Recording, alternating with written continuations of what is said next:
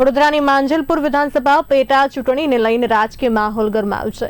ભાજપના ઉમેદવાર સતીશ પટેલ આજે પ્રદેશ ભાજપ અધ્યક્ષ જગદીશ વિશ્વકર્માની હાજરીમાં ઉમેદવારી ફોર્મ ભરશે। આ પહેલા માંજલપુર ખાતે ભાજપ દ્વારા સભાનું આયોજન કરવામાં આવ્યું છે।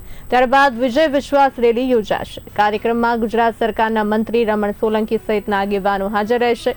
જગદીશ વિશ્વકર્માએ યોગેશ પટેલને શ્રદ્ધાંજલિ સતીશ પટેલને સંગઠન અને વહીવટનો અનુભવ ધરાવતા ઉમેદવાર ગણાવ્યા હતા। તેમજ માંજલપુરમાં ભાજપની જીતનો વિશ્વાસ વ્યક્ત કર્યો।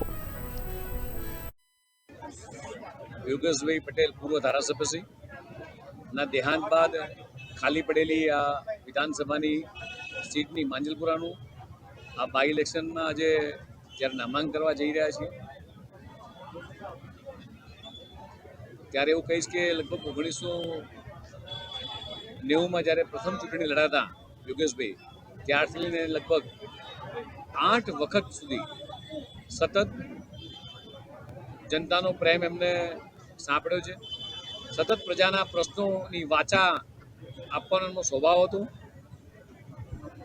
શાસક પક્ષમાં હોવા છતાંય એ સરકારને સાચી વાત કહેતા હતા અને સેવા સમર્પણના ભાવથી ભારતીય જનતા પાર્ટીનો જેમ કાર્યકર્તા જોડાયેલો છે એવો જ સેવા સમર્પણના ભાવ સાથે સતત 8 વખત એમણે આ વડોદરાની સેવા કરી છે।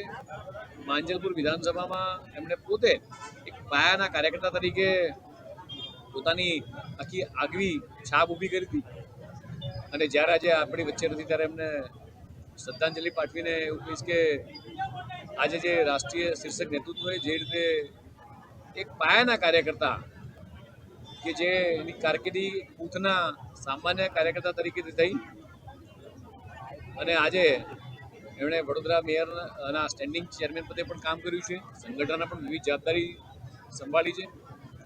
એવા સતીશભાઈ પટેલને ભારતીય જનતા પાર્ટી ઉમેદવારીની તક સોંપી છે।